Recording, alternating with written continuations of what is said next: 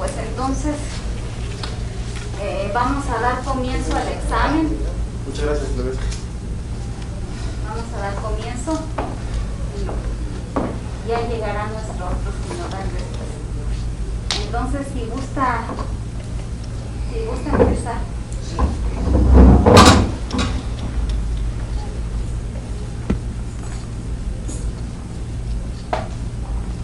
Hola, buenos días. Yo soy José Fidel. Hoy estoy terminando un ciclo que inicié en enero del 2020. Agradezco la presencia de mis asesores, en este caso, de mi familia cada vez más numerosa con la llegada de mi bebé Natalia, de amistades que me conocen desde hace varios años. Y bueno, yo lo que voy a presentar el día de hoy es los resultados de la tesis titulada Arquitectura genérica de chatbot educativo para asistir al proceso de enseñanza-aprendizaje.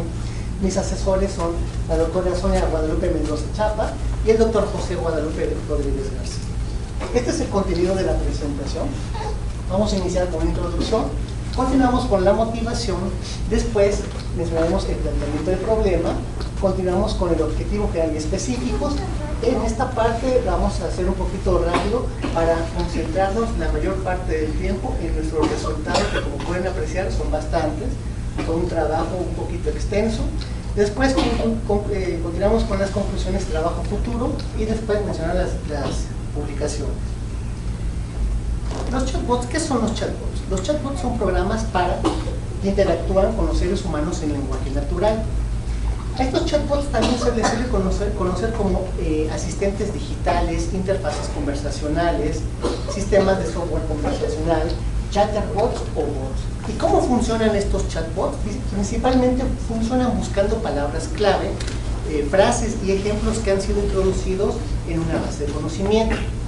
Una revista llamada Business Insider decía que para el año 2020 se esperaba que alrededor del 80% de las empresas, tan solo en el sector comercial, tengan previsto utilizar estos chatbots. Y como podemos observar, en varios sectores hay chatbots, en servicios al cliente, en asesoramiento financiero, en turismo, en servicios de admisión, atención a personas mayores, pero a nosotros nos interesa lo que es el sector de la educación. Entonces, la educación es un sector esencial para los chatbots, claro. Desde hace tiempo, estudiantes reciben una parte importante de su educación a través de cursos donde la información está en línea. Y los profesores dicen que aprecian estos chatbots porque dicen que con ellos se puede obtener mejores resultados en el proceso de enseñanza-aprendizaje. Y el desarrollo y el uso de estas herramientas se está convirtiendo en un tema de gran interés para las universidades. Las tecnologías de la información y la comunicación TICs han cobrado mucha fuerza en el proceso de enseñanza-aprendizaje. El uso adecuado de las TIC por parte de los estudiantes es esencial para promover su desarrollo intelectual, el perfil de egreso y el cumplimiento de la misión y la visión institucional. Sin embargo, el éxito o el fracaso va a depender en gran medida de la guía y dirección que tengan por parte de los profesores. ¿Es importante integrar las TIC? Sí, claro. En especial lo que son los chatbots, porque estos pueden ser de gran utilidad en un contexto educativo. ¿Por qué? Por la capacidad comunicativa que tienen mediante lenguaje natural, tanto para los estudiantes como docentes, abordando cuestiones académicas y administrativas. Los chatbots podrían contrarrestar la escasez de profesores y cursos en escuelas y universidades de todo el mundo. Vamos a abordar este planteamiento del problema ahora desde un punto de vista más computacional. Por un lado tenemos aquí la educación. Esa va a ser nuestra orientación. Es decir, esta herramienta debería tener algún enfoque con algún método o modelo pedagógico. Pero ese es un área que nosotros no conocemos tal cual, es un área peligrosa para nosotros porque no dominamos esa parte. Pero lo que sí sabemos es ciencias de la computación. Tenemos ramas como inteligencia artificial, interacción humano-computadora e ingeniería de software. Entonces vamos a ocupar áreas de esas ramas. Por ejemplo, con inteligencia artificial, ¿qué se podría ocupar para hacer un chatbot? Pues tiene que ver con lo que corresponde al procesamiento del lenguaje natural. Es decir, que el usuario escribe en lenguaje natural y que el chatbot dé una respuesta también en lenguaje natural, de manera que la respuesta sea coherente. Con respecto a la interacción humano-computadora, diseñar interfaces de usuario que sean intuitivas, que tenga una experiencia de usuario, que sean atractivas para el usuario. Y en ingeniería de software, una disciplina para desarrollar software de calidad, elementos que me sirvan para que yo pueda construir un chatbot educativo, estructurarlo de una manera que me sirva para que se pueda hacer implementaciones. Entonces vamos a tener herramientas, tecnologías, y todo esto va a servir de entrada para poder crear un chatbot educativo. Parece que es algo fácil, pero realmente no lo es, porque hay que encontrar un equilibrio para poder integrar todas estas áreas y poder construir el chatbot. Entonces, mi hipótesis de investigación es la siguiente. Basándose en el análisis de las características de chatbots existentes, es posible desarrollar una arquitectura general para chatbots educativos que, al ser implementada, brinde experiencias de uso positivas. Entonces, mi objetivo general es desarrollar una arquitectura de chatbot educativo que sirva de intermediario entre el personal educativo y el alumnado para apoyar los procesos de enseñanza-aprendizaje en los aspectos académicos. Para lograr este objetivo general necesitamos cubrir estos objetivos específicos. El número 1 es, vamos a realizar un análisis del estado del arte de chatbots enfocados a la educación para identificar sus fortalezas y debilidades, así como las herramientas y tecnologías utilizadas en su construcción. Vamos a proponer una clasificación de chatbots educativos que nos facilite la identificación de características fundamentales en este tipo de sistemas. Número 3. Analizar diferentes métodos de diseño de arquitectura de software con el fin de identificar los elementos clave en nuestra propuesta. Número 4. Diseñar una arquitectura genérica de chatbot educativo, pero vamos a tomar como referencia nuestra clasificación del objetivo 2. Y con base en esta arquitectura vamos a crear un prototipo capaz de comunicarse con profesores y estudiantes utilizando el lenguaje natural. Y por último, vamos a plantear nuestro caso de estudio considerando estudiantes y nivel de estudios para orientar el desarrollo del proyecto. Vamos a los resultados. Aquí tenemos, para explicar estos resultados lo voy a hacer de la siguiente manera. Vamos a utilizar la metodología de investigación que ocupamos para esta tesis. Aquí tenemos diversas actividades, cada actividad genera un producto que sirve de entrada para la siguiente actividad. Entonces, iniciamos con un estudio de mapeo sistemático, es una revisión de la literatura para buscar las propuestas de chatbots que vamos a revisar. Para esto planteamos 3 preguntas de investigación. Esas preguntas las vamos a buscar en motores de búsqueda, pero no las podemos introducir así. Hay que, digamos, transformar estas preguntas a una expresión que podamos introducir en los motores de búsqueda. Entonces, introducimos, ponemos esa expresión en cada motor y nos van a ir saliendo resultados. Estos resultados van a ser muchos, entonces, ¿cuáles nos vamos a quedar? Pues vamos a definir criterios de inclusión, exclusión y selección. Entonces, una vez que tengamos nuestros criterios, vamos a ir aplicando esos criterios de selección. Entonces, a esos resultados le aplicamos un criterio, digamos un filtro, nos quedamos con 557. A esas propuestas con las que nos quedamos, le volvemos a aplicar otro filtro, nos quedamos con 290. A la que sigue, le aplicamos otra vez el filtro y nos quedamos con 171 propuestas que vamos a revisar. Entonces, aquí podemos observar que de las propuestas que nos quedaron, del año 2006 al 2017, los trabajos de chatbots educativos realmente son bajos, casi escasos. Pero a partir del año 2018 en adelante, empezó a aumentar. No se diga del año 2020-21, que fue cuando el confinamiento de la pandemia. ¿Qué decía la revista Business Insider? Que en el a partir del año 2020, tan solo en el sector comercial iba a haber un incremento de 80%, y aquí también vemos que hay en los chatbots. Ahora, en esos motores de búsqueda encontramos que en esta gráfica presentamos los artículos que aparecieron de revista y los que son de conferencia. Como podemos observar, en los dos primeros hay más de conferencia o de workshop, casi artículos de revista casi no hay. A diferencia de Science Direct, que todos eran de revista, y Scopus, que ahí sí son más que de conferencia. Y en Springer, ahí ya no tanto. Pero esto nos da una idea de que si queremos una publicación, probablemente para socializarla más rápido podría ser la publicación en conferencia. Ahora, cuando hicimos la revisión del estado del arte, encontramos varias definiciones de lo que es un chatbot educativo. No, perdón, lo que es un chatbot, eran varias definiciones, no se ponen de acuerdo. Entonces nosotros propusimos una definición de lo que sería un chatbot educativo. La definición está de esta manera. Un chatbot educativo es un software de dominio cerrado, eso es importante hacerlo notar, que interactúa en tiempo real con estudiantes y profesores usando el lenguaje natural, con la finalidad de apoyar el proceso de enseñanza-aprendizaje y asistir a la comunidad escolar en diversos temas de interés común. Esta es una de las contribuciones de esta tesis, una definición de lo que es un chatbot educativo. Ahora, en el estado del arte, cuando revisamos los artículos, establecimos 3 cuadros comparativos. El primer cuadro tiene que ver con las contribuciones que está dando esa propuesta, es decir, ¿cuál es su contribución de la propuesta? ¿A qué área le está pegando la propuesta? ¿Qué tanto se puede reproducir esa propuesta? Por otro lado, también identificamos que estas propuestas tenían características de estos chatbots, entre ellas que mostraba elementos animados gráficos, podía interactuar no solo en un idioma, sino en otro idioma, en 2 idiomas.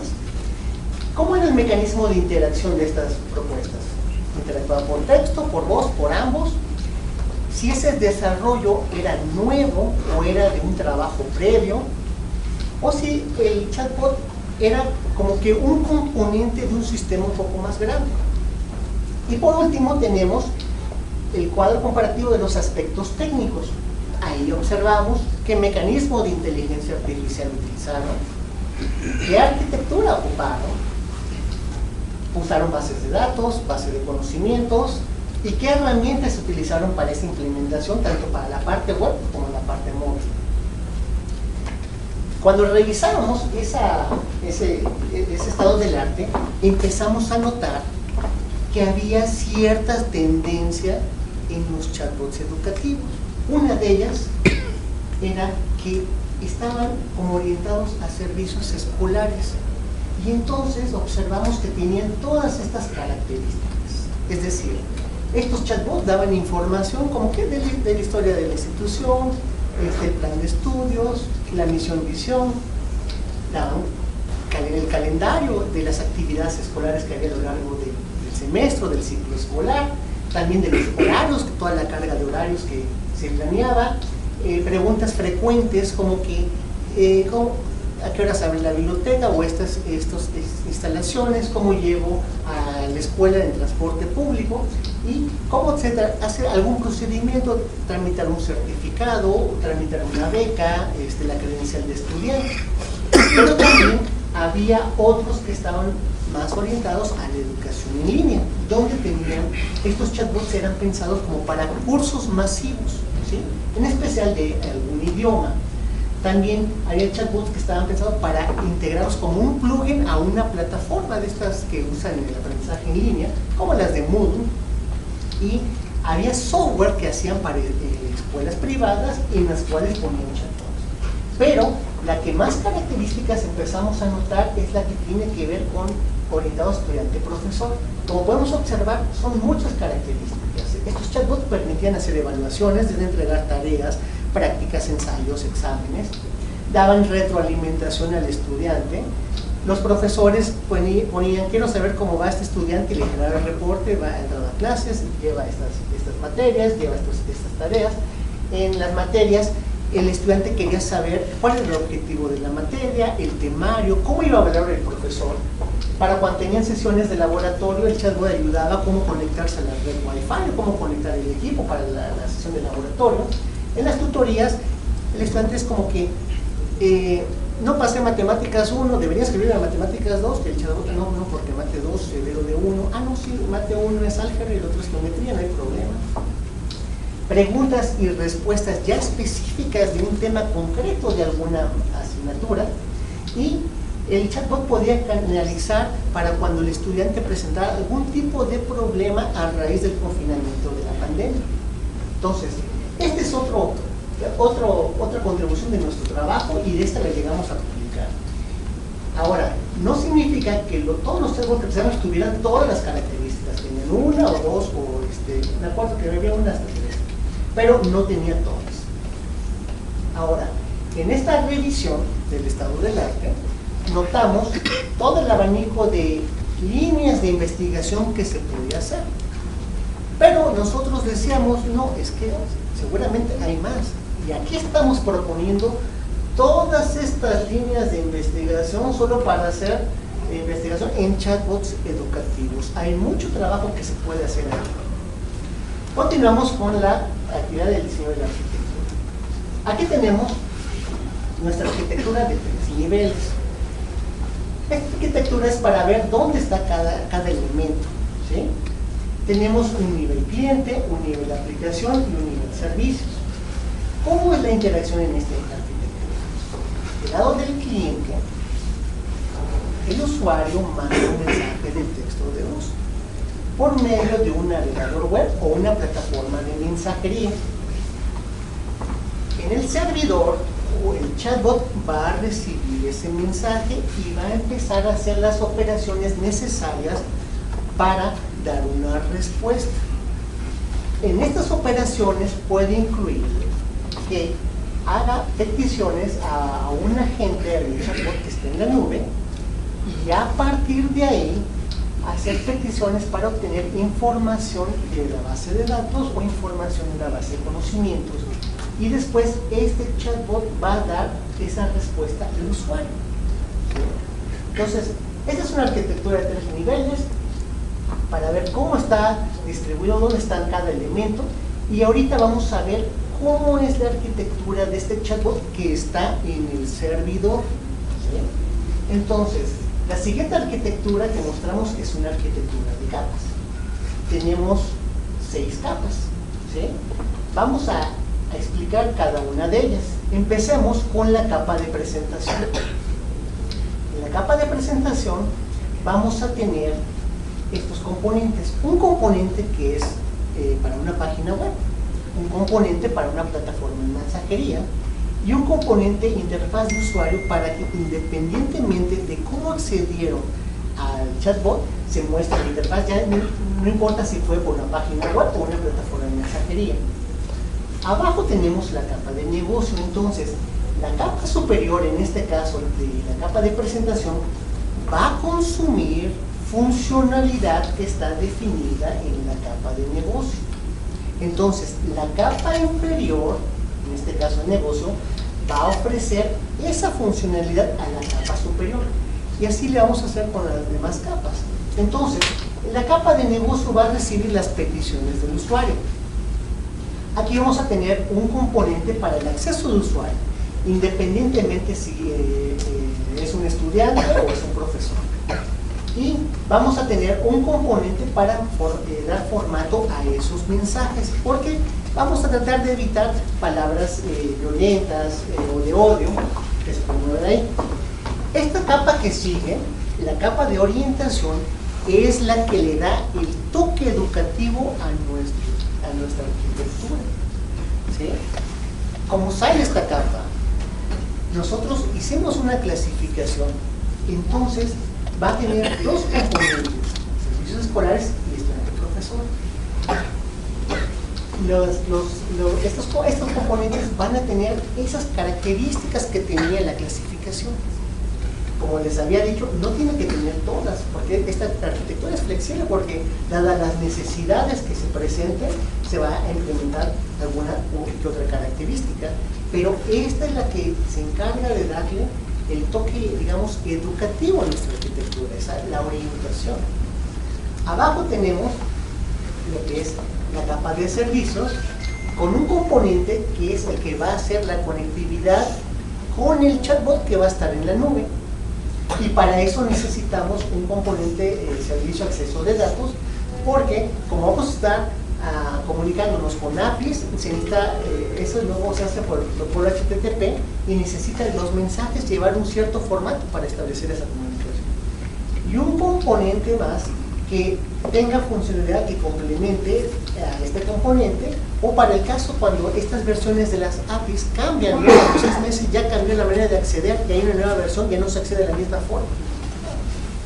Y aquí abajo tenemos la capa de datos, con el componente con respecto al acceso de datos, el acceso a conocimiento y su fuente de datos, y su fuente de conocimiento.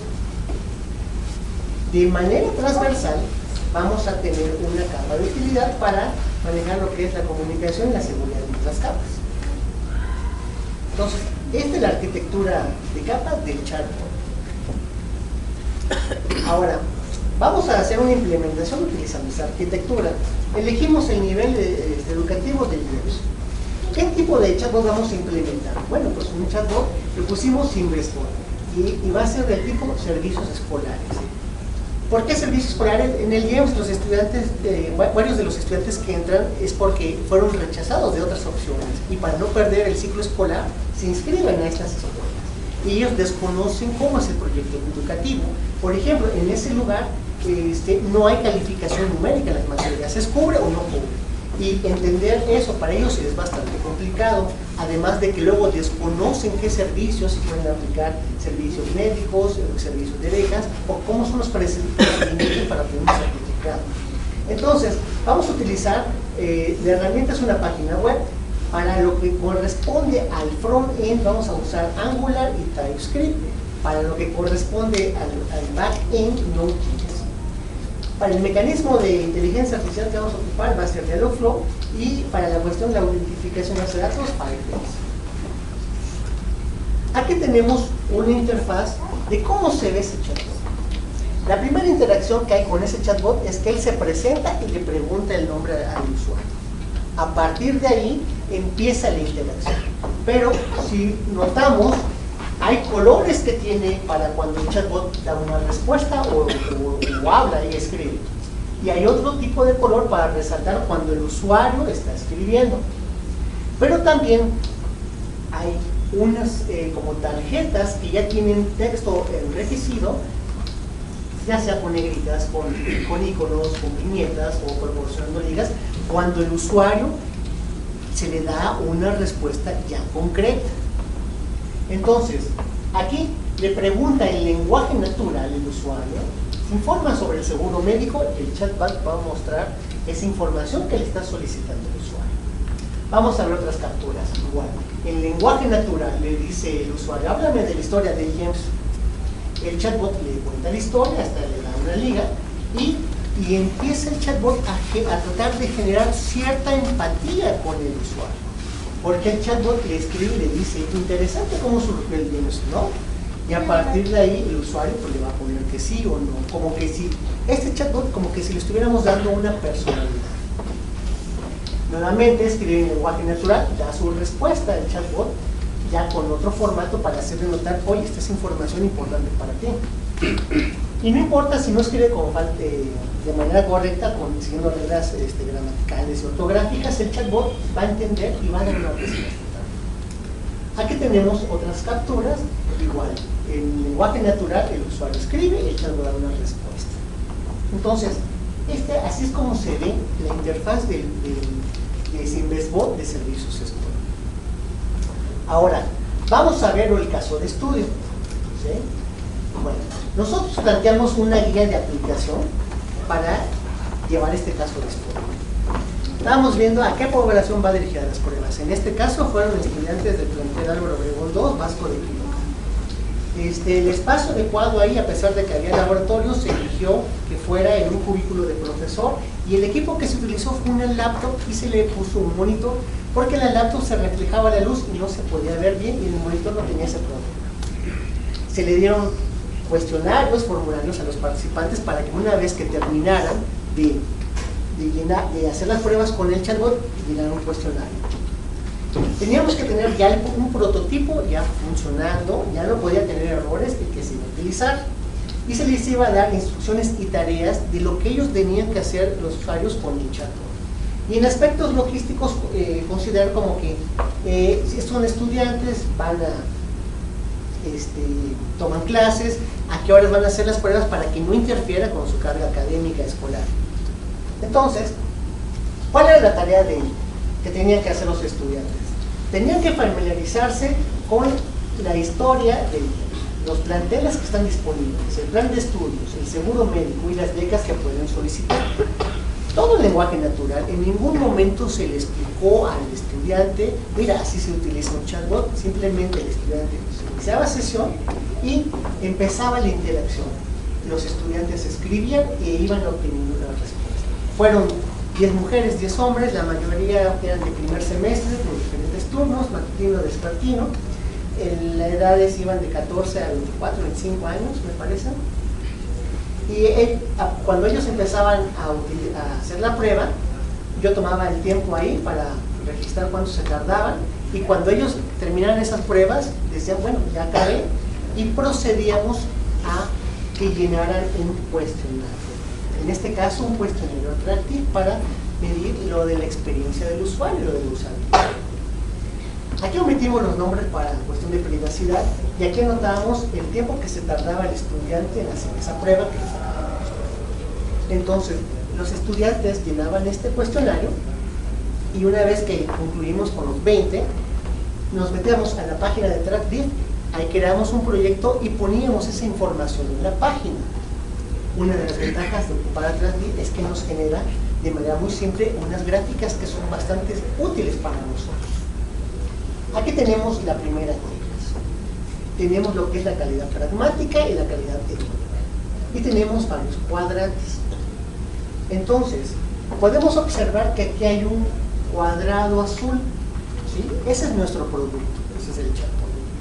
Y tenemos alrededor un rectángulo como translúcido de color azul, que aquí parece un cuadrado, pero bueno, realmente es un rectángulo como tal, pero aparece de esta manera porque las valoraciones que dieron los usuarios coinciden, ¿sí? No están tan dispersas, y eso es bueno para nosotros. ¿Por qué? Porque si el rectángulo saliera muy grande, que abarcara otros cuadrantes, no sabríamos bien en qué cuadrante se está posicionando. En este caso podemos observar que la valoración que tuvo por parte de los usuarios, ellos consideran que este chatbot era como que un poquito más orientados a cumplir algún objetivo, en este caso una tarea, pero también está acercándose al cuadrante deseado, que eso significa que para ellos el chatbot fue atractivo, fue agradable, fue fácil de usar, ¿sí? Entonces, pues este resultado nos dice que no estamos tan mal. Ahora, de este lado tenemos otra gráfica, ¿sí? En esta otra gráfica tenemos estas dimensiones: PQ, la calidad pragmática, HQ y la calidad hedónica de identidad, HQS, la calidad hedónica de la estimulación, y ATT, lo del atractivo.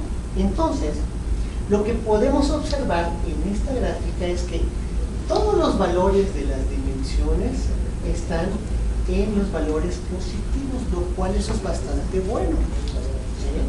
O sea, son valores aceptables. ¿Por qué? Porque no son negativos.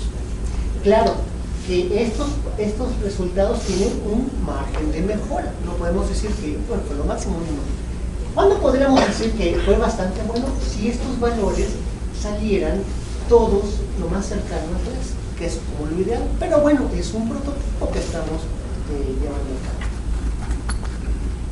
cabo. Ahora, aquí tenemos ya la gráfica de la descripción de palabras, de los pares de palabras, y aquí ya están acomodados de una manera con respecto a sus dimensiones. Podemos observar que la dimensión PQ, todos serían positivos, pero en la dimensión HQ de identidad, hubo el par de palabras que sí salió negativo. Es decir, no logran identificarse mucho en ese aspecto los estudiantes, sienten como que el chatbot es un poco aislante, ¿sí? Pero acá en la dimensión HQS también tenemos que salió un valor negativo, es decir, no se sintieron muy estimulados, sino que era algo muy sencillo utilizar este chatbot.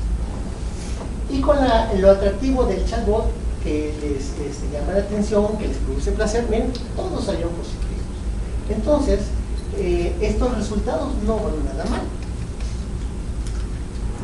Bueno, estamos concluyendo ya todas las actividades de nuestra metodología y ahora vamos a anunciar las conclusiones. Como conclusión, nosotros tenemos que la hipótesis de investigación se validó. Esta tesis muestra el desarrollo de un estudio macrosistemático, presenta un estado del arte, identificando contribuciones, características, aspectos técnicos y líneas de investigación para chatbots educativos. Se ofrece una definición específica de lo que es un chatbot educativo. Se presenta una clasificación de estos chatbots educativos. Establecemos una arquitectura genérica para estos chatbots. Mostramos una implementación de un prototipo funcional y exponemos una guía sencilla para llevar a cabo un caso de estudio. Observemos todo el trabajo futuro que genera este trabajo de tesis. Con respecto al estudio de macro sistemático, queda pendiente ahí aplicarlo para el año 2023. Se puede poner nuevas preguntas de investigación. Con respecto a nuestra clasificación, hay que actualizarla, refinarla, encontrar nuevas categorías y características. Con la arquitectura podríamos hacer otra iteración para ir descomponiendo más componentes y podríamos agregar componentes que tengan que ver con la gestión del usuario, la base de datos, la base de conocimientos, un componente de aprendizaje, que el chatbot aprenda, un componente para la interacción de voz de manera ya explícita, que tenga componentes para los avatares y que también pueda manejar diferentes idiomas. Hacer un análisis de más atributos de calidad, ver si esta arquitectura, aplicarla a diferentes dominios, que la arquitectura hacer pruebas con desarrolladores para ver qué tan bien jala ya. Con respecto a la implementación, utilizar otras herramientas para hacer esa implementación, documentar y publicar la versión estable del chatbot y terminar esta implementación de estudiante-profesor. La estamos realizando, llevamos un poquito más de 30%, esperamos que el siguiente año terminarla, y de hecho aquí estamos en esta implementación, estamos proponiendo una nueva característica para este tipo de chatbots, que sería que se trabaje por proyectos. Para el caso de estudio, utilizar otras herramientas para esa evaluación. En el aspecto pedagógico, crear una herramienta para medir el impacto del chatbot en la educación y hacer un estudio para ver los costos de los servicios reales cuando se ocupan servicios de la nube, porque también estos hay que pagar, y las versiones que son gratuitas, estándar, digamos, están muy limitadas. Ahora, con respecto a la publicación de artículos, vamos a mandar este artículo, el del estudio de mapeo sistemático, que ya lo tenemos, nada más estamos afinando detalles, y vamos a escribir 2 artículos más. Estos todavía no los tenemos. Uno que tiene que ver con las experiencias en el desarrollo de chatbots educativos, que es con respecto a la implementación, y otro, explorando la efectividad de la educación, un caso de estudio de chatbot en el guión. Con respecto a las publicaciones, hicimos estas publicaciones, la 3 y la 4 son de JCR, revista indexada, y pasó algo el jueves pasado. El jueves pasado nos aceptaron la propuesta de nuestra arquitectura genérica de chatbots educativos. Eso significa que resulta interesante para un grupo de expertos y consideran que es algo novedoso. O sea, miren qué manera de terminar el doctorado con la publicación que aceptaron el artículo de la arquitectura genérica. Y estas son las referencias, y eso sería todo de mi parte. Gracias. Muchas gracias, profesor. Pues vamos a empezar con la sesión de preguntas y le vamos a dar la palabra a nuestros invitados primero. Entonces comenzamos con el profesor. Bien, pues Fidel, muchas gracias por tu presentación. Me pareció muy bien estructurada, muy bien hecha, mucha claridad. Yo me gustaría hacerte varias preguntas, Sí. pero algo que yo quisiera, con lo que tú comenzaras, que nos dijeras, digo, dentro del proceso de investigación doctoral, ¿cuáles fueron las dificultades a las que tú te enfrentaste para poder salir adelante con todo ello? Lo que se dificultó al comienzo fue explorar otros métodos para poder obtener ciertos resultados, porque por ejemplo para el estudio de mapeo sistemático no lo había llevado a cabo. Para hacer la clasificación también seguimos en un método iterativo que nunca habíamos ocupado y surgían ahí las dudas de ¿estará bien? ¿Estará mal? ¿Sí? Más que nada fue ver cómo aplicar ciertos métodos para obtener unos resultados, dado que eso pues nunca lo habíamos hecho, ¿no? Entonces primero fue esa parte de explorar, que se nos hizo complicado, ya después se nos hizo un poco sencillo de estar probando, intentando y escribiendo, ¿no? Entonces, esa parte fue un poquito complicada. La otra fue tratar de generalizar varias cosas de los artículos que revisamos, porque estos artículos luego no daban mucho detalle. Entonces, tratar de ver, es que este artículo está hablando de esto, podría ser analizar y tratar de ver cómo lo estaba planteando el autor, también no fue nada sencillo. Claro, José, yo en ese sentido yo te pediría que hicieras también un artículo sobre las dificultades que encontraste, porque pudiera servir a otros investigadores para que ya digo, ese caminito se den cuenta de cómo estuvo tratado y cómo lo hiciste o cómo lo podrías así. Muy bien. Por otro lado, yo te preguntaría, ya está tu arquitectura genérica. En este momento, ¿qué le cambiarías? ¿Qué le quitarías? Ahorita ya, digo, ya lo tienes, es un producto, lo acaban de aceptar y se acaba de ver que es innovador, que vale la pena ser activo. Yo diría, te quedaste corto, tendría que ser algo así como un modelo genérico, porque lo estás haciendo, hiciste muy bien toda la parte de recuperación y la búsqueda del estado del arte. Entonces yo creo que estás ahorita en el punto más importante al día sobre todo lo que hay sobre chatbots educativos, ¿no? Para poderlo hacer. ¿Qué le harías en este momento? ¿Qué le quitarías? ¿Cómo lo mejorarías? Bueno, de momento no le quitaría nada, considero que esos son elementos básicos que puede tener el chatbot. Pero sí pensaría en agregar otros componentes, como por ejemplo que el chatbot aprenda, porque este chatbot no aprende, debería que ver, sería bueno que también aprendiera a lo largo de las interacciones con los usuarios. También pensar un mecanismo para incluir de manera más precisa la cuestión con el aprendizaje, porque así como tal la arquitectura tiene ciertos elementos que están alineados con el aprendizaje, pero no todos. Si nosotros nos damos a un tipo de chatbot, no necesariamente tiene que ver todo con el aprendizaje, pero pensaría cómo agregar algún elemento o capa que se pueda alinear con eso de una manera un poco más eficiente. Porque ¿en qué momento es donde podremos hacer esa alineación? Cuando se hagan las implementaciones, cuando equipos, tanto desarrolladores como educadores, profesores, se sienten a hacer esa implementación, es donde ahí pueden ver lo de cómo alinear, poner un enfoque ahí educativo en el chatbot, pero de momento no es muy explícito porque no es nada fácil. O sea, pensar cómo construyes un chatbot que sea conductivista, constructivista, ahora que estaba de moda que los libros comunistas, un chatbot comunista, no es nada sencillo, necesitamos la ayuda de expertos en eso.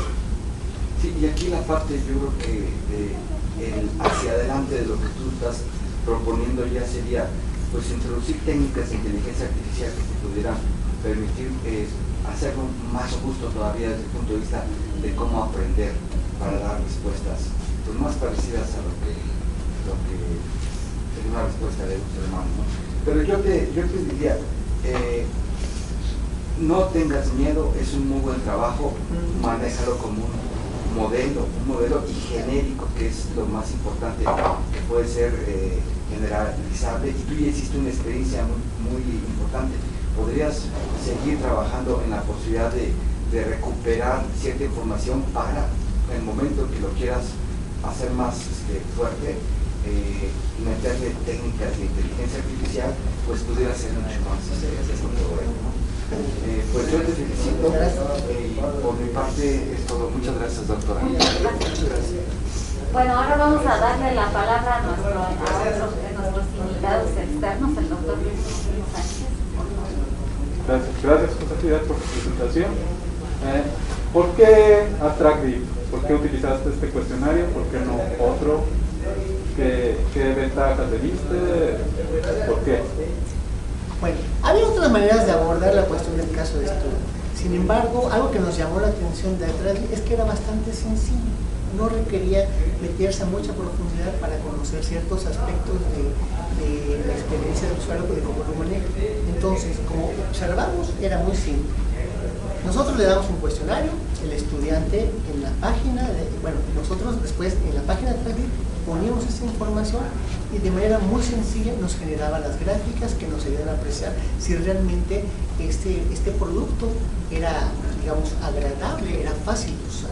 Entonces, en ese lado es lo que nos llamó más la atención. Por otro lado, es que era gratis. Era gratis, entonces no había tanto problema. Y para el tiempo que hicimos las pruebas, nosotros hicimos esas pruebas del 23 de octubre al 31 de octubre. ¿Sí? Nos dio tiempo de poder analizarlas, escribir el capítulo, ocupar a lo mejor otras herramientas para hacer esa evaluación. A lo mejor nos hubiera llevado más tiempo para conocer más a detalle todo lo que traen esas herramientas. Tan solo la experiencia de usuario es algo bastante complejo, pero con Attractive lo maneja de una manera muy sencilla que cualquiera lo podría utilizar. Gracias. En tu experiencia, sobre todo si te vas a la diapositiva 41, por favor, creo que estaba ahí la gráfica del portafolio y la de las dimensiones.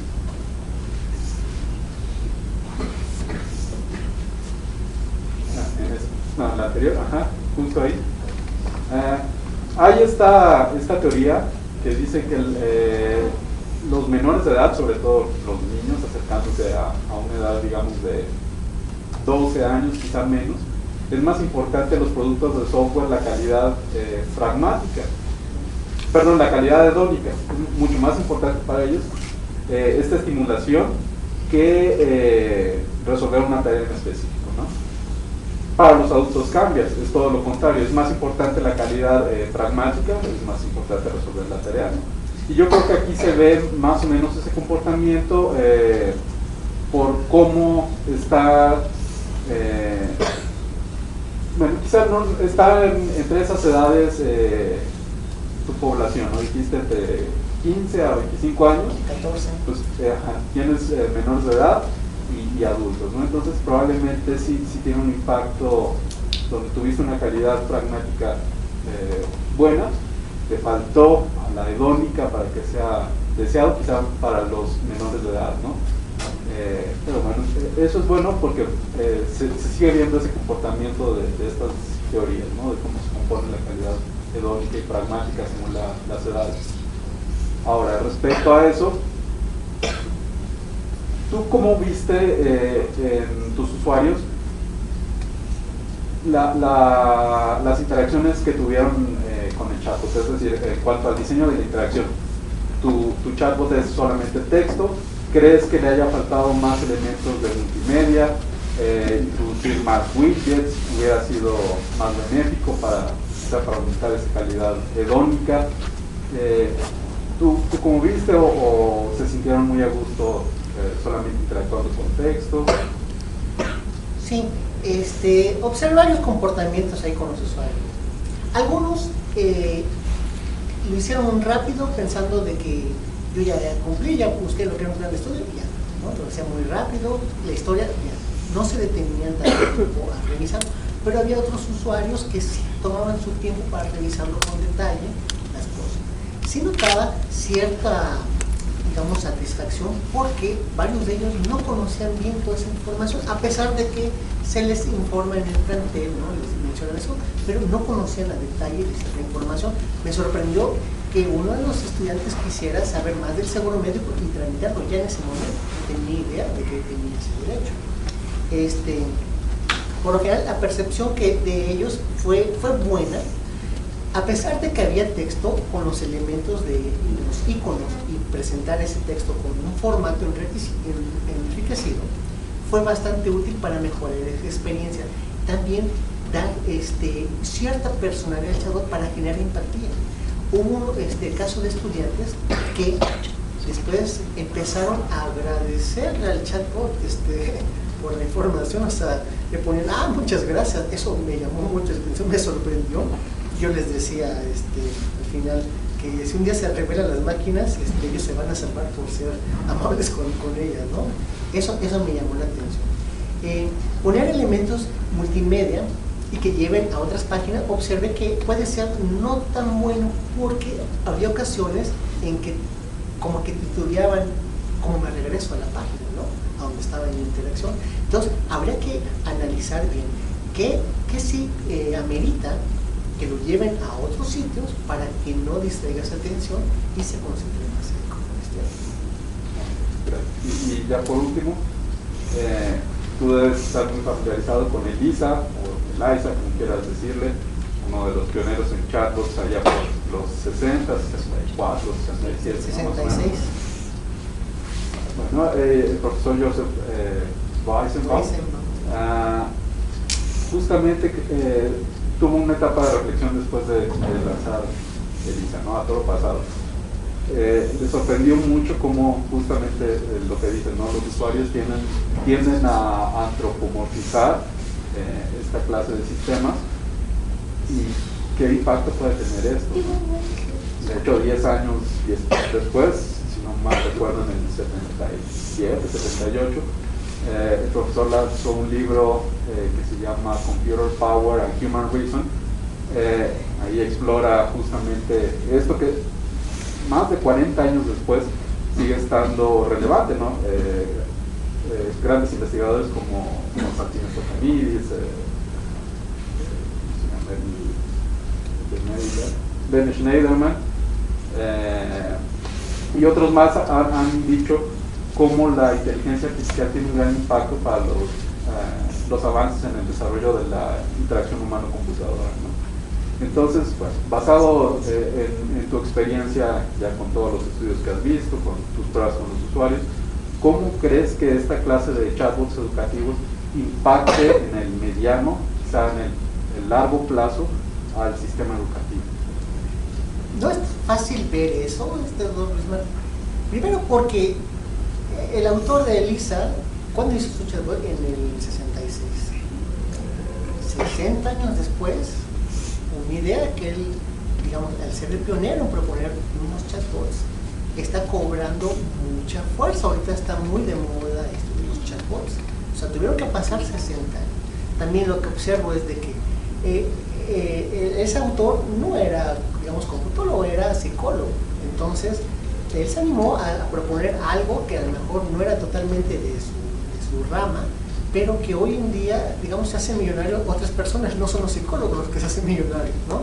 Entonces, ver a largo plazo, ver qué tanto impacto va a tener la educación, no sabría decirlo de momento, ¿no? Pero lo que sí podemos decir es que a medida de que ocupemos más esta arquitectura, podremos ir dándonos una idea para ver qué tanto va evolucionando esto de los chatbots educativos, porque a pesar de que, si bien no son nuevos, ya tiene un rato, no hay una estructura como que estándar que se pueda seguir, porque la mayoría de los desarrollos son siempre desde cero. A lo mejor en ese aspecto podría cobrar mucha relevancia y que también por la parte pedagógica se interese en esto. Muchas gracias. Gracias y muchas felicidades. Gracias. Ahora le damos la palabra al doctor. Muchas gracias. Muchas gracias por la presentación. Tengo varias preguntas, entonces debe tener paciencia. En ese sentido, voy a retomar algunas que hizo aprovechando esta lámina, doctor. Decías, por ejemplo, que una de las ventajas de este cuestionario, de esta herramienta que usaste contra nosotros, pues es que es gratuito, ¿no? Que es tiene ya herramientas que te permiten visualizar, ¿no? Sin duda alguna esos pueden ser factores de decisión, ¿no? Pero hay otros, creo, factores que pueden pesar más a la hora de elegir una herramienta u otra, como el tipo de información que te da, ¿no? Las características que tú puedes medir y con base en eso obtener ciertas reflexiones, ¿no? En ese sentido quisiera que me dijeras cuáles serían las características que te mide que otras herramientas no, que ya has evaluado, ¿no? Cualquier otra, puede ser Quiz 7 o cualquier otro cuestionario, que me dijeras particularmente ¿qué te da que las otras no, en términos de la información que estás midiendo? Ok, bueno. Atrás de lo que se enfoca es la usabilidad, ¿no? La facilidad de uso, en este caso de la herramienta, y la experiencia del usuario. Otras herramientas tal vez miran más lo que es, o se enfocan más en lo que es la usabilidad, pero en un aspecto un poquito ya más analítico, un poquito más grande, ¿sí? Nosotros con lo que observamos es que era bastante sencillo de aplicar. Además, tenemos que tener en cuenta que estábamos contra el reloj. O sea, estas pruebas las hicimos casi hace un mes y pudimos obtener resultados para validar y ver que nuestro producto era adecuado.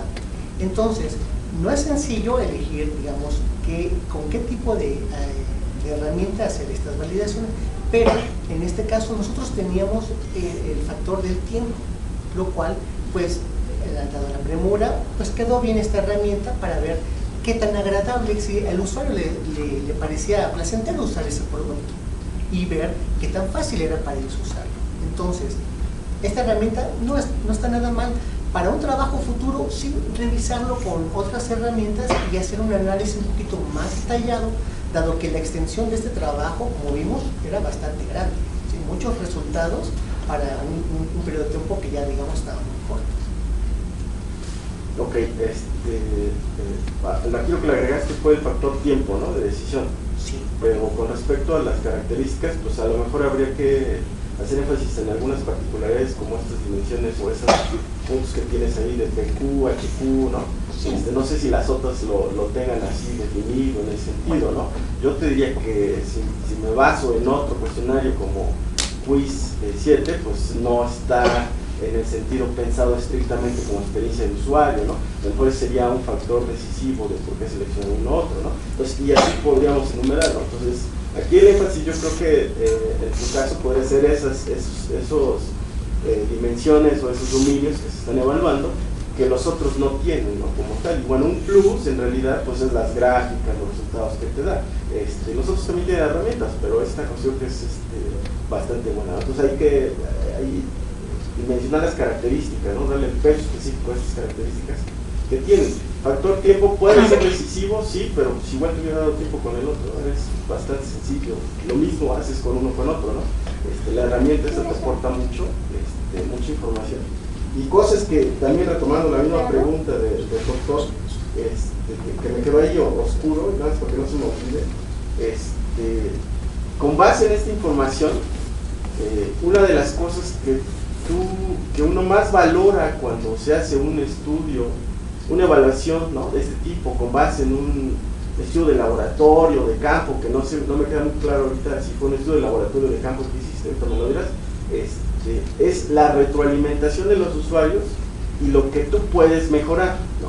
Entonces tú generalmente lo que haces es desarrollas un software, sabes que tienes tu fase en una metodología general, tradicional, ¿no? Análisis, diseño, desarrollo, pruebas, ¿no? Puedes hacer evaluaciones de usabilidad en el diseño, ¿no? En tu prototipo no funcional. En tu caso lo hiciste hasta el final, ¿no? Con un prototipo basado en una arquitectura genérica que tienes, ¿no? Y esa parte, lo valioso, una de las cosas más valiosas es la retroalimentación que obtienes de los mismos usuarios para poder hacer un rediseño de lo que tú ya en principio considerabas que ya cubrías, ¿no? Entonces ahí te dan muchas cosas de la retroalimentación. Con base en la retroalimentación que obtuviste, ¿qué podrías hacer que mejoraran los aspectos? Pásate a la siguiente, ¿no?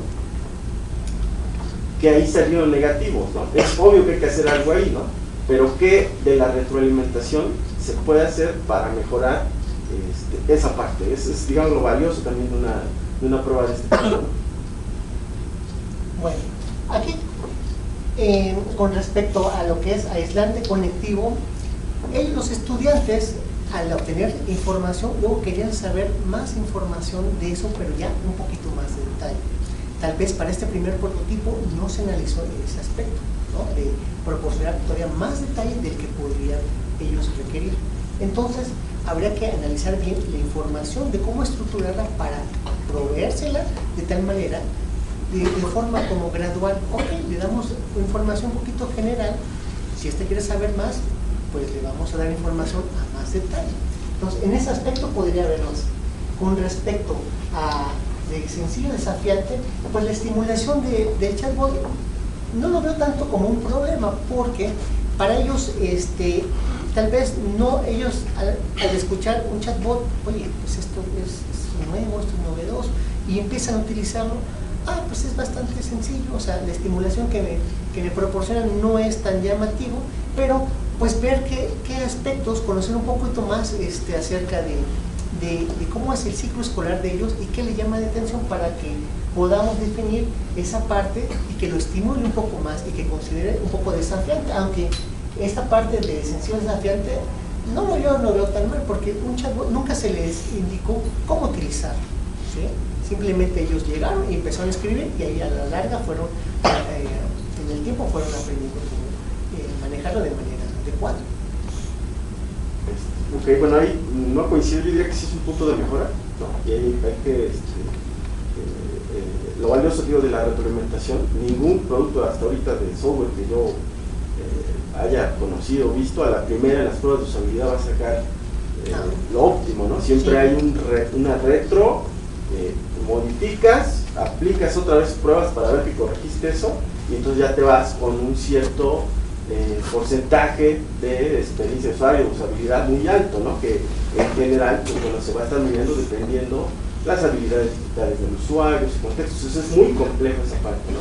Y más si tú agarras experiencia de usuario, es todavía más complejo que lo que hiciste, ¿no? Entonces en ese sentido sí, digo, es un punto de mejora que había que hacer un rediseño, no sé si hasta a nivel de la arquitectural o solamente en el prototipo, ¿no? Ahí habría que evaluar la retroalimentación y con base en eso decir, bueno, desde la parte de requerimientos esto no lo consideramos, entonces si es desde ahí, pues hay un rediseño de la misma arquitectura per se y obviamente le pega ahí lo que tú puedas construir eventualmente con base en tu arquitectura, ¿no? Entonces ahí es un detalle nada más que hay que amarrar, ¿no? Bien en esa parte. Otra cosa que me llamó la atención, ya siguiendo un poquito más en orden, es que decías que podían sustituir a un profesor, un chatbot, ¿no? Decías que ahorita es muy difícil. Bueno, no decía que podía sustituir, podría ayudar a contrarrestar la escasez de profesores y cursos en las escuelas. Perfecto, o sea, es más un... Pero reemplazarlo no, todavía eso no. Ok, porque esa era mi pregunta, ¿no? El discurso y lo vi tal cual, sustituir a un profesor, bueno, ¿en qué sentido lo va a sustituir, ¿no? A un profesor. Entonces, coincido contigo, es más bien un complemento, un apoyo a lo que puede hacer realmente en cualquiera de las clasificaciones que tú pusiste, pues es un apoyo en realidad, ¿no? La otra es, ya vieron los a tu arquitectura, a ver, vete a tu arquitectura, el diseño, por favor.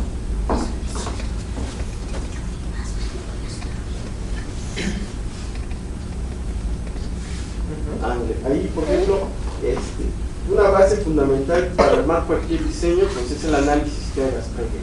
Acá me faltó ver esa parte de que tú lo tienes en el documento, los usuarios, los requerimientos, etcétera, ¿no?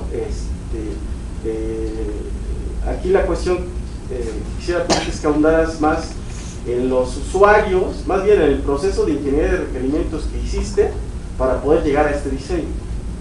A ver descríbeme qué hiciste en términos de ingeniería de requerimientos para poder llegar a después en el diseño. Bueno, primero estábamos viendo cómo abordar la cuestión de, digamos, los requerimientos. Después notamos que había unos métodos, en este caso el método ADD, la versión 3.0, que abordaba la cuestión de la arquitectura, pero con lo de atributos de calidad, escenarios de atributos de calidad, y además este método exigía hacer diferentes entradas para utilizarlas y poder tener una arquitectura. Si nos hubiéramos ido solo con un análisis de requerimientos funcionales, a lo mejor no hubiéramos cubierto muchos aspectos que sí cubrimos al utilizar un método. Por ejemplo, en el método nos exigía que generáramos casos de uso, en el método que propusiéramos restricciones, que dijéramos cuál era el propósito de para generar arquitectura. Entonces, todos esos elementos fueron importantes para nosotros y el método nos llevaba de la mano, por lo que no hubo necesidad de recurrir a otras cosas para poder hacer esta arquitectura. Hubo un problema que nos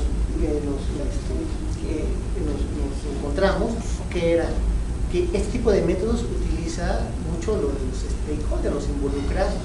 Nosotros no teníamos involucrados que nos ayudaran a obtener requerimientos para generar arquitectura, pero el mismo método da opciones para utilizar, es una árbol de utilidad, donde ahí el arquitecto, que en este caso fui yo, que tuvo que hacer ese error, analizó, revisando los artículos del estado del arte, y empezaron a notar, oye, este artículo empieza a decir que es algo importante que estuviera disponible 24/7. Entonces, por ahí podría haber un atributo de calidad que tenga que ver con la disponibilidad y crear el estado. Es decir, fue parte de una toma de decisiones y también de intuición por parte del arquitecto para poder generar esto, porque el método establecía claramente qué entradas se iban a ocupar. Esas entradas no las teníamos, hubo que generarlas. Una que se dio de manera muy natural es la que corresponde a los casos de uso, porque esos casos de uso salen de nuestra clasificación. Y en nuestra clasificación, cuando nosotros la construimos desde un enfoque empírico conceptual, es decir, revisamos esas propuestas, identificamos, esta propuesta tiene como que esta funcionalidad, ahora vamos a conceptualizarla.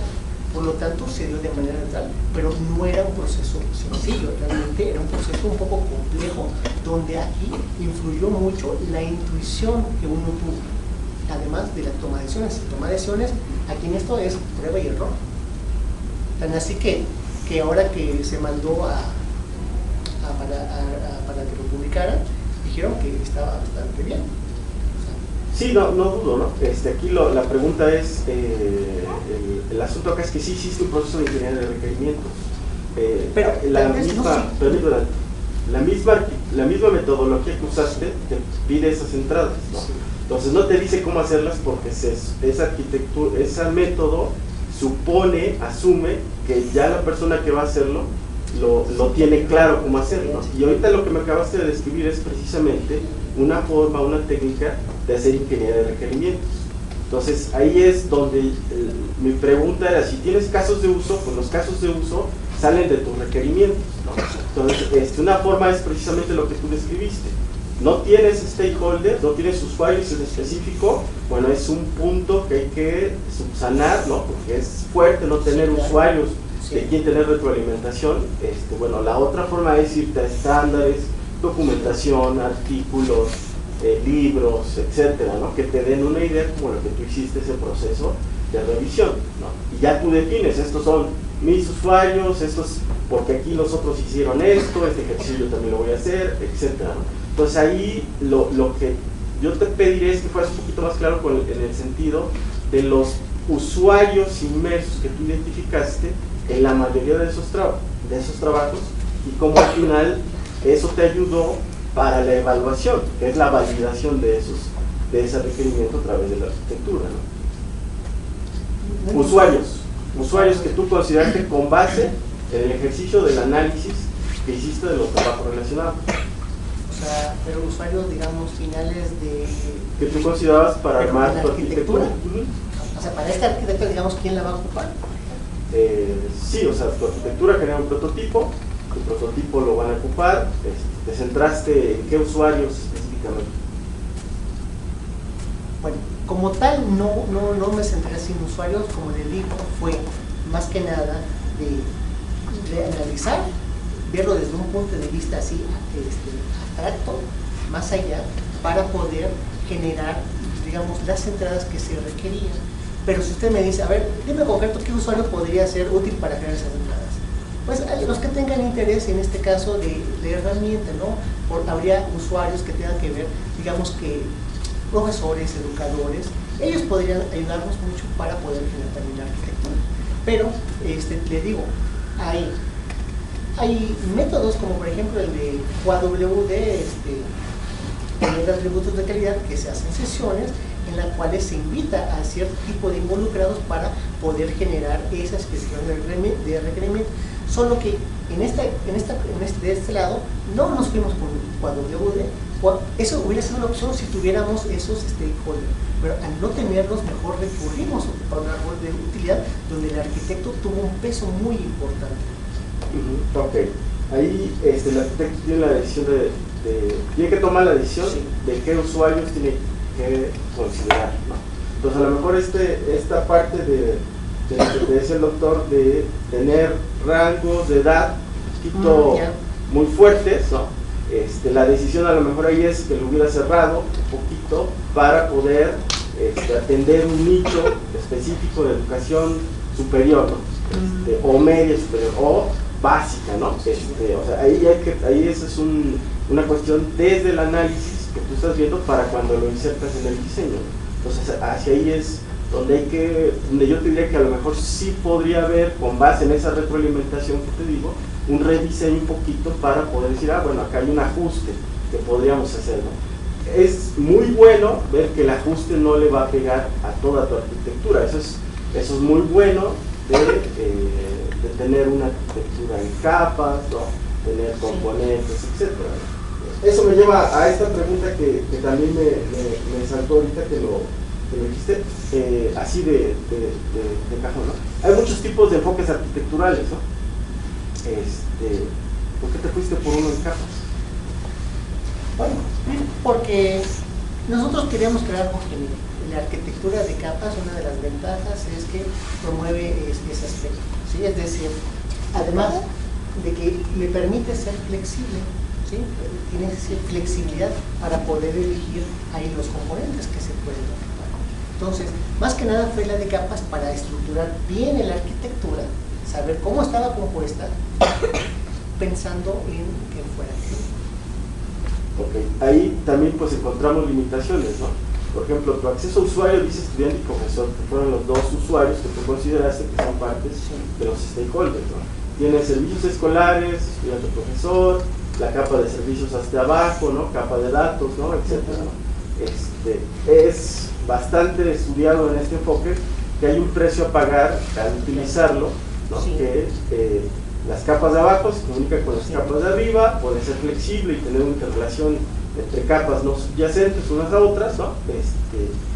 Pero el asunto es las interfaces que tú creas, ¿no? La cantidad de información que tú puedas comunicar entre ellas, ¿no? Ahí esa cuestión, ¿cómo la manejaste, no? O sea, ¿qué pensaste en ese sentido de las interfaces para disminuir este tipo de relación estrecha en el intercambio de información, etcétera, de una a otra? Sí, de momento no se abordó ese aspecto, porque lo que nosotros queríamos con el propósito de Telefónica era generar una estructura, digamos, básica que sirva para implementar un chatbot, pero por eso lo estamos poniendo como trabajo futuro, hacer otra iteración para poder definir esas interfaces que usted menciona. O sea, en este caso, al ser genérico, no podríamos dar tantos detalles porque después podría haber problemas. A lo mejor en el diseño, ¿no? De los artefactos que siguen, sí, ahí se podría abordar o sí, claro, un poquito más sin llegar a la implementación, ¿no? Sí. En términos de diseño, ¿no? Puedes generar distintos artefactos. Por ahí, si tuvieras uno que puedes visualizar esa parte que es importante, ahí sin llegar necesariamente a la implementación. Ahorita ya tienes la experiencia en la implementación, entonces es todavía más valioso, ¿no? Porque ya experimentaste ciertas cuestiones del enfoque que tú estás utilizando, ¿no? En términos de seguridad, ¿qué consideraste? ¿Qué elementos, qué componentes habló ahí? ¿Por qué una capa de seguridad ahí? O sea, la capa en esta de utilidad. Esta transversal, que es seguridad. Para cuando se hace el acceso al usuario, poder manejar esos accesos en las diferentes capas. Para la autenticación. Sí. Para el intercambio de los servicios escolares, no hay una encriptación de los datos. No, de momento no, doctor. Se pensó más que nada en la seguridad, en el acceso del usuario. O sea, eso se puede detallar si se hace otra iteración. Se elige que ahora el propósito de esa iteración es implementar mecanismos o componentes que permitan más seguridad a esos datos, como es el descifrado de información, claro. Sí, pero para esta etapa no. Lo más sencillo era, y lo más común era hacer un acceso de usuario. Okay. La parte de la, si das un poquito más a donde describiste tu prueba, ¿no? Bueno, de experiencia del usuario. Antes en la descripción general, esta, ¿no? Población a la que va dirigida, ¿qué población mencionaste? Que eran estudiantes de nivel medio superior, en este caso los del plantel Álvaro Obregón 2, Vasco de Quiroga.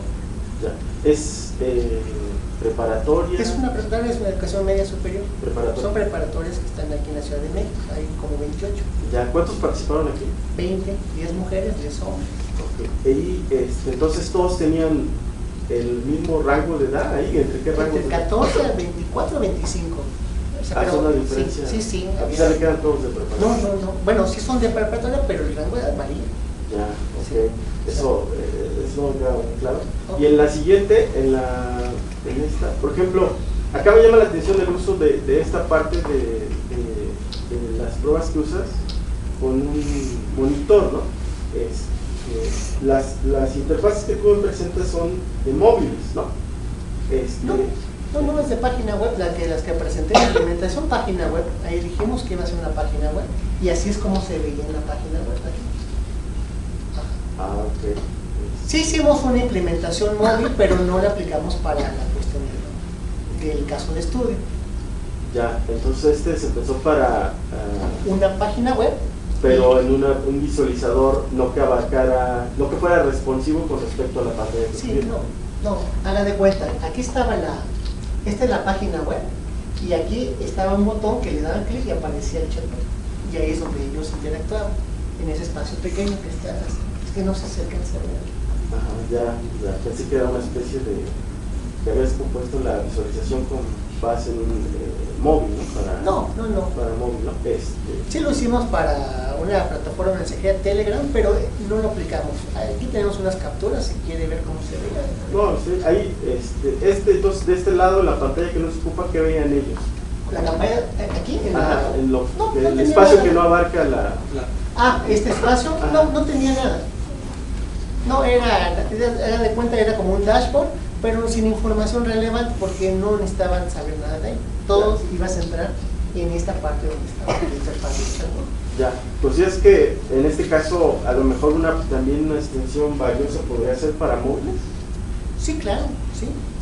De hecho, estaba pensado que hiciéramos también este caso estudio, pero desde el celular, desde el móvil. ¿Sí? Ya. Pero mire, el tiempo que teníamos cerca y lo que faltaba todavía de escribir ese capítulo, pues no. Pero aquí traigo las capturas de esa parte móvil. Ya, sí. Todavía ahí me llamó la atención esa parte de por qué probarlo, pero aquí no ahorita que solo es la interfaz de la página. Sí. Y, por ejemplo, ya para terminar, ¿no? en tus conclusiones, ¿no? Hablabas donde hablas de tu arquitectura. Acá. No. Aquí se establece una arquitectura genérica enfocados a la educación, como un marco conceptual que facilita su implementación. ¿Qué otra cosa crees que te está aportando tu arquitectura? Miren, también lo podríamos ver otro aporte en el sentido de como si fuera una arquitectura de referencia, pero no me gustaría decir como tal así, me gustaría decir que es como una arquitectura de un tipo de referencia, porque las arquitecturas de referencia cubren muchos dominios. En nuestro caso nada más sería el educativo, ¿no? O sea, verlo también como una arquitectura, esta arquitectura como una arquitectura de referencia, pero de cierto tipo. Ok, ahí en términos un poquito más de la parte de software, tú ves arquitecturas de software, ¿no? una subclasificación de las arquitecturas de software son las arquitecturas de referencia, y esas son las que se enfocan a un dominio en particular, y esas tienen ciertas ventajas que te aportan per se, ¿no? En tu caso la tuya es genérica, pero en realidad yo pensaría, la podemos clasificar muy bien como una arquitectura de referencia, que sin duda te da un marco conceptual, ¿no? Pero es un marco conceptual. Nosotros tenemos otros tipos de vistas, ¿no? Los otros tipos de vistas de una arquitectura, ¿en qué te aportan como contribución de tu trabajo? O sea, ¿qué más te aporta además del marco conceptual, de la vista conceptual que tú tienes?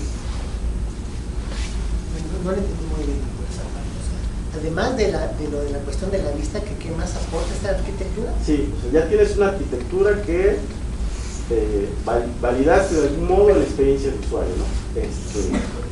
Pueden validarse otros tipos como idoneidad funcional, etc. Pero en general las arquitecturas de referencia tienen ciertas ventajas, ciertas cuestiones que te ayudan a quien quiera desarrollar un chatbot, ¿no? Todos los que estamos aquí, si quisiéramos desarrollar un chatbot, ¿qué nos aporta tu trabajo aquí, ¿no? Nos ahorra además, tiempo. Nos ahorra tiempo para hacer las implementaciones.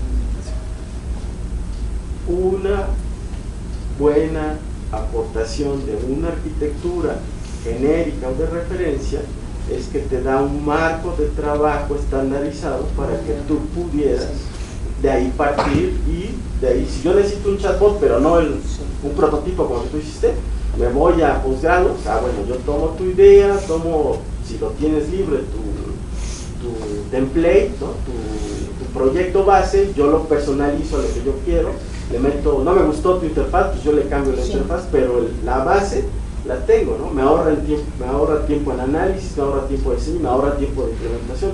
Ya las pruebas, pues bueno, vayamos a ver, ¿no?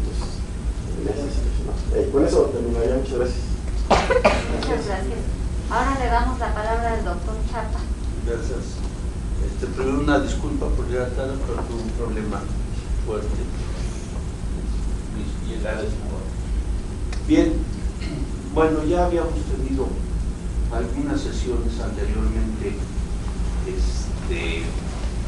de discusión de este problema. Yo voy a hacer más o menos en dos direcciones, que en cierta manera también abunda en ciertas cuestiones que el doctor aquí Eduardo.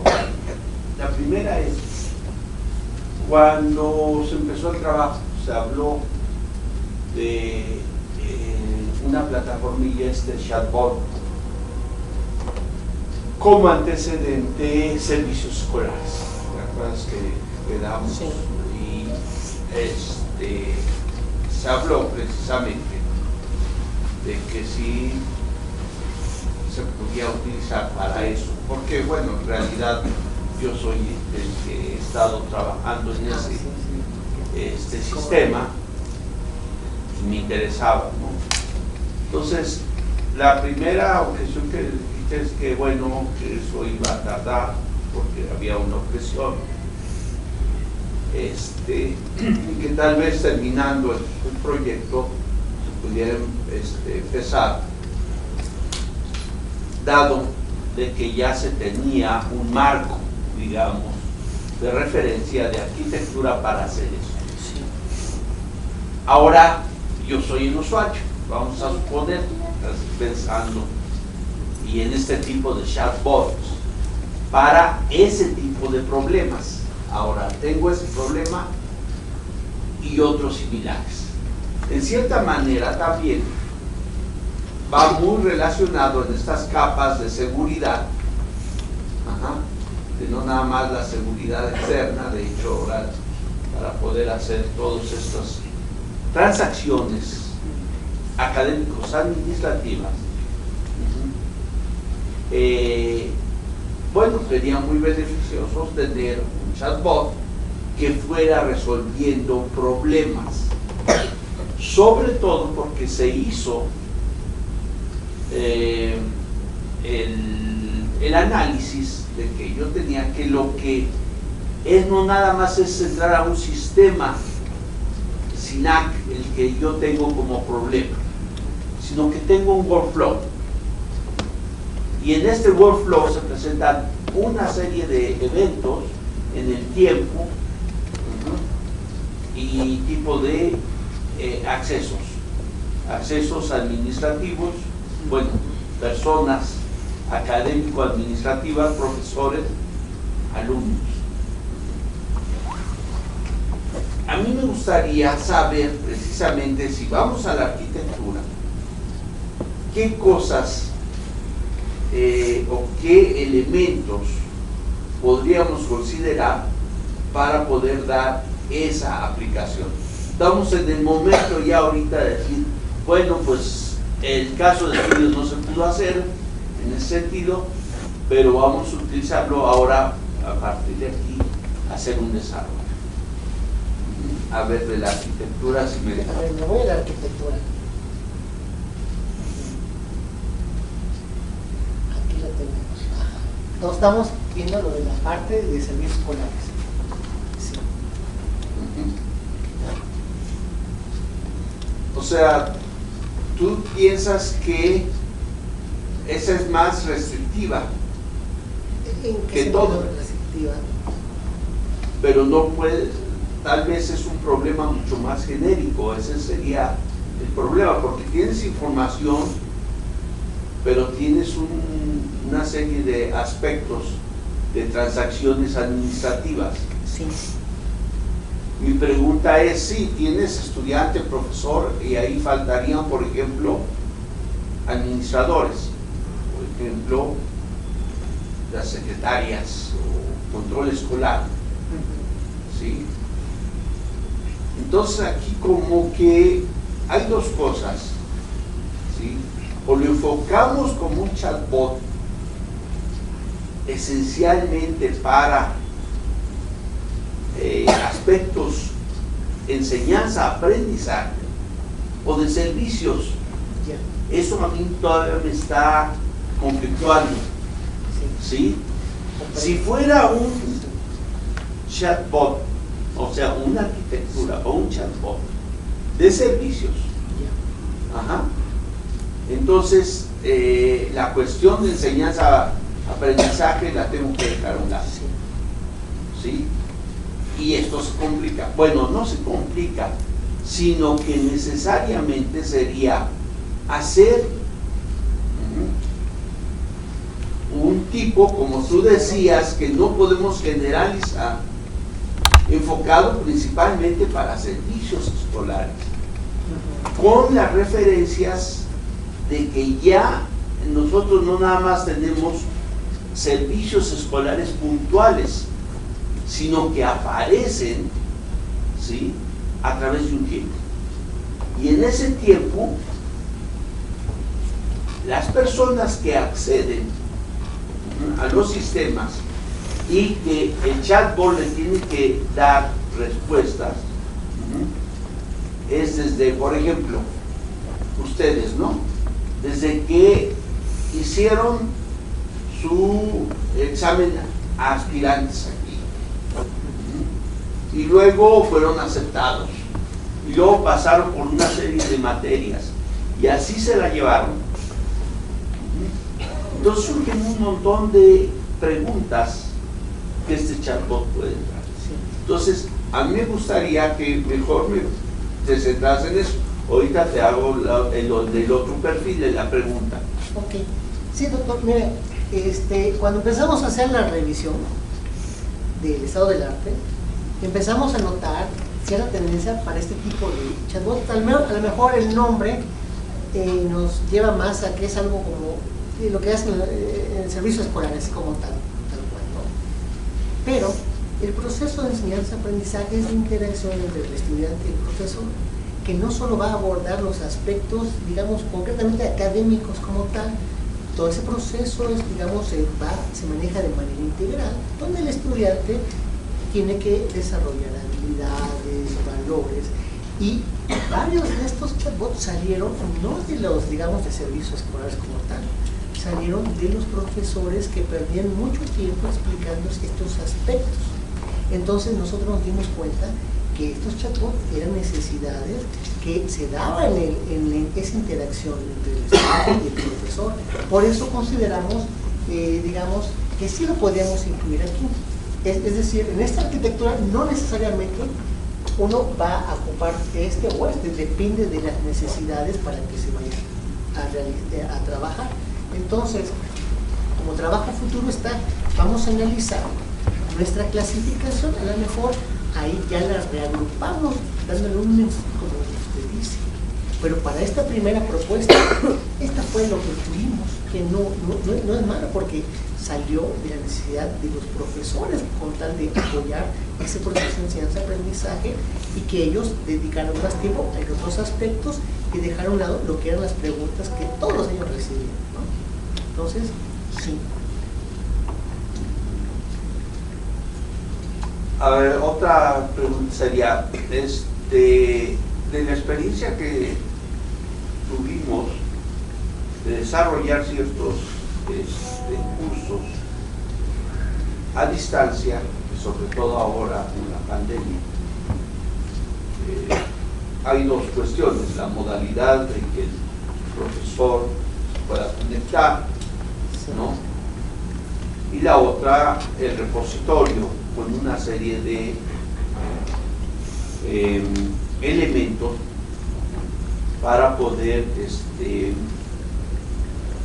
ofrecer ciertos servicios que ayuden al aprendizaje del alumno, ¿no? Ya sea de manera independiente o apoyándolo en manera presencial o a distancia. Esa es la función que nosotros tenemos en el sistema IPATI, y que ustedes tienen experiencia de un curso que es obligatorio, que se llama Citación y Plagio. Lo debieron de haber tomado, ¿no? Porque, bueno, es obligatorio, aunque no da créditos, ¿no? Ese curso, bueno, tú, si tienes la experiencia de haberlo tomado, es un curso que el cual hay retroalimentación, y solamente cuando el alumno puede contestar una cierta cantidad de preguntas, se le da un diploma o un certificado de que lo ha tomado, ¿no? Inclusive firmado por el secretario académico, ¿no? Que son de las cosas que hemos tenido que hacer. Pero podemos tener otros cursos. O sea, si tenemos la experiencia de ese, entonces podemos tener otros cursos. Esta arquitectura enfocada, o que quiero que se enfoque a ese tipo de ambiente, de trabajo, ¿cómo me la ofreces? O sea, ¿cuáles son las características, las fortalezas que me podrías dar de esta?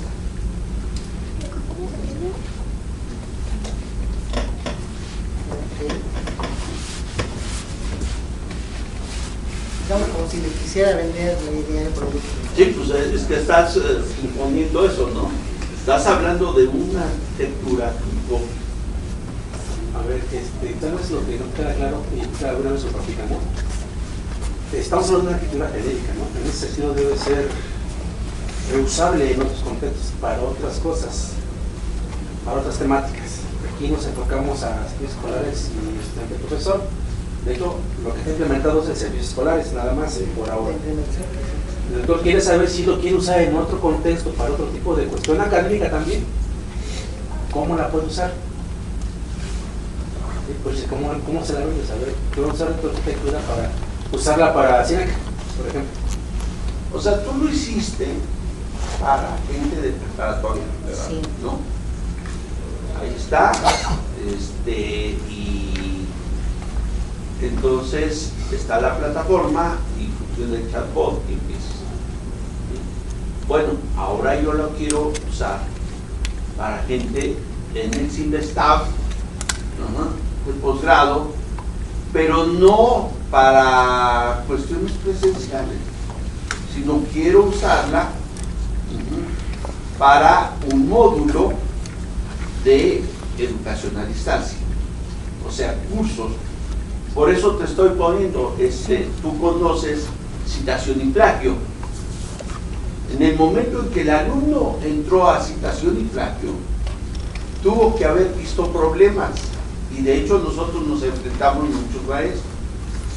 Cuando lo hicimos, preguntábamos, oye, ¿qué no le entiendes? ¿Sí? Hay un video de CONACYT, ¿qué te parece? Muchas preguntas que tuvimos que recolectar y poner el video lo más adecuado para que el alumno sí aprendiera y no me hiciera preguntas, ¿sí? Porque yo no estoy ahí, o sea, no resuelve, ustedes lo saben muy bien, no resuelve preguntas ahí. Bueno, ahora quiero precisamente que estos cursos que yo pueda implementar puedan entrar en un chatbot para poder enriquecer el proceso de enseñanza-aprendizaje. ¿Sí? O sea que prácticamente yo me estoy yendo a lo que tú haces como un caso de estudio para estos alumnos, al caso que tendría que hacer para posgrado y tener cursos en ese sentido. O sea, voy a tener el curso de algoritmos, de ingeniería de software, cosas por eso. Bueno, pues primero tendríamos que irnos con este tipo de cursos, ¿no? Este proceso. Ahora, para ver la cuestión de los cursos, habría que definir, digamos, cómo sería el mecanismo para esa evaluación. Entonces, podríamos ocupar aquí en la evaluación lo que tenga que ver de que el estudiante, cuando haga sus trabajos, se cite de manera correcta y el chatbot pueda verificar que está citando de manera correcta en los escritos. No necesariamente tendríamos que implementar todas estas características. A lo mejor surge la necesidad de introducir una nueva que a lo mejor no estamos exponiendo aquí, porque esto salió a raíz de lo que revisamos que habían hecho, pero puede surgir una nueva funcionalidad que no estemos definiendo. Pero a mí se me ocurre que podemos ocupar todo lo que está acá, en especialmente, bueno, servicios escolares no, pero guiarnos en un chatbot estudiante-profesor y componer este componente, ahí meter toda esa funcionalidad con respecto al curso, en este caso, que se quiera dar el enfoque. ¿Y qué sugerencias podrías dar? Por ejemplo, si tú tienes la experiencia de citación y plagio como trabajo a futuro. O sea, estoy presentando dos trabajos a futuro aquí. Casi lo que yo podría decir, bueno, servicios escolares se extiende, ¿sí? Y tenemos que trabajar en módulos en ese sentido, pensando en un workflow. O sea que entonces el profesor, alumno o servicios pudiera estar interaccionando y contestando. Y la otra es quitar y poner estudiante, profesor, para poder satisfacer este aspecto, estos cursos, esta modalidad que sería interesante. ¿Qué ideas podrías dar? O sea,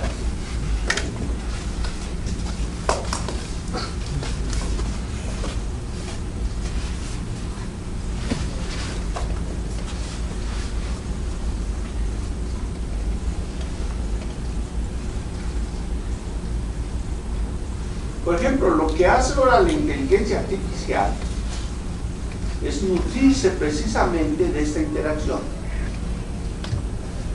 y va creando nuevos repositorios y tiene que generar nuevas redes para que pueda contestar nuevos resultados. Por ejemplo, hemos estado trabajando en cursos de Excel, o más bien de PHP y todo esto, y no salen los programas. Y luego le pregunto a uno al chat, oye, a ver, es que, ¿cuál es el problema? Ah, pues dice, vele por aquí, ¿no? En la capa de JavaScript, y bueno, le haces. Ah, no, pero no funciona. Oye, ¿sabes qué no funciona? Ah, pues entonces lo que pasa es que la interconexión está mal. O sea, se va nutriendo. O sea, sí se está aprovechando hasta de mí para poder ir resolviendo los problemas. O sea, es lo que me he fijado. Que hemos estado trabajando en eso. En ese sentido, entonces, este chatbot sería en un proceso de enseñanza-aprendizaje y necesitaría ciertos módulos, o sea, una plataforma, como tú lo dijiste anteriormente. Hay varios tipos de plataformas y las tendrías que orientar cuáles serían tus sugerencias, digamos, porque inclusive eso es para posible trabajo a futuro. Pues ahorita no le veo mucho esas orientaciones, doctor. Estoy tratando de ver qué se le podría aportar para lo que comenta. Tal vez agregar algunos componentes que tenga que a medida de que haya interacciones con el chatbot, esto vaya aprendiendo de esas interacciones y puede ir enriqueciendo su trabajo. Pero no se me ocurre una.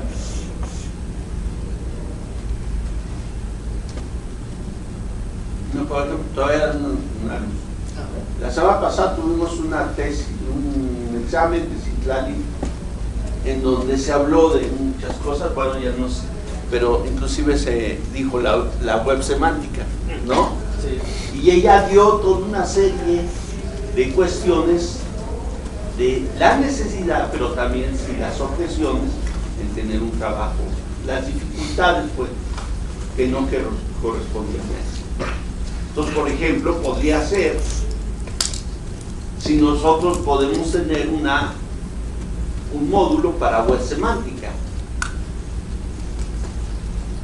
No sé, de que se pueden tener módulos, sí, pero habría que hacer análisis correspondiente para saber en qué capa introducir esos módulos. O sea, a lo mejor nos quedaría bien aquí, o a lo mejor nos quedaría bien en la capa de negocio. Habría que hacer ese análisis. Por ejemplo, para la cuestión de servicios escolares, la capa de seguridad transversal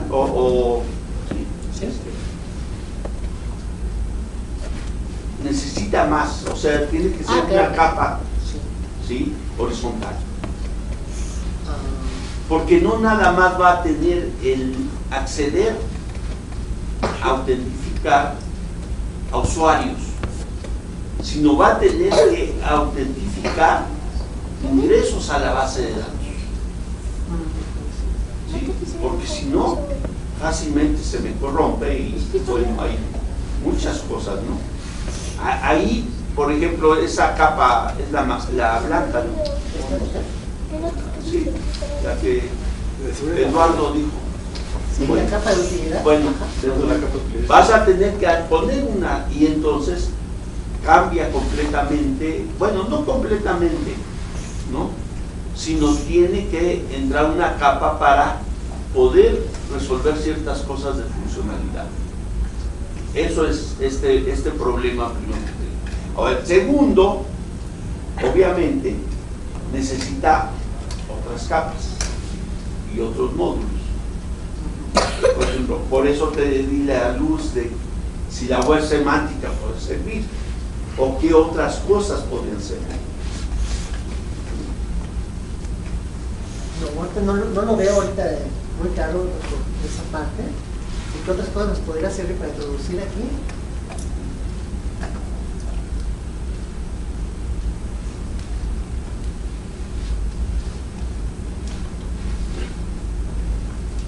Ahí tienes una fuente de conocimiento. Sí.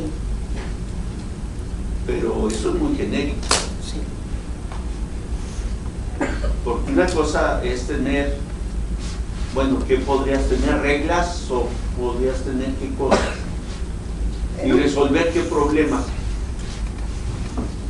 Ya. Habría que analizar esa parte porque con respecto a lo que es la base de conocimiento, nosotros podríamos manejar ese acceso desde aquí. Pero hay herramientas que nos facilitan tener base de conocimientos en las cuales no las tenemos que definir por reglas. Por ejemplo, Dialogflow, con que nosotros le pasemos un archivo de preguntas y respuestas, ya la herramienta maneja eso como una base de conocimientos sin tener que introducirle nosotros alguna regla para esa parte.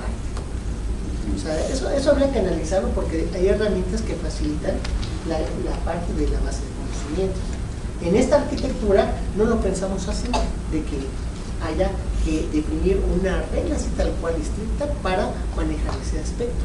Como todos lo estamos trabajando con servicios en la nube, hay cierta ventaja de que las herramientas ayudan a generar este tipo de elementos. Bueno. Bueno, serían todas mis preguntas. Gracias, Está doctor. bien. Bueno, pues ya estamos aquí, Fidel, después de un montón de interacciones durante 4 años. Yo tenía algunas preguntas, pero cuando empecé a ver el doctor Odoro escribir, dije, va a preguntar si ya tengo, y efectivamente las preguntó, ¿sí? Pero más que ya de preguntas, que a mí se me ocurren algunas ahorita, tiene un poco que ver con lo que preguntaba el doctor Chapa. O sea, ¿qué tan portable es tu arquitectura? Creo que esa es la pregunta que está haciendo el doctor Chapa. Si yo quiero usar y como dijo el doctor Eduardo, una arquitectura genérica, pues para allá vamos, ¿no? Y el hecho de que es genérica es que yo puedo usarla en otras situaciones, no usarla en servicios escolares, o tal vez servicios escolares, pero más cosas que las que tenemos ahí. O tal vez la quiero para cambiarla a otro contexto,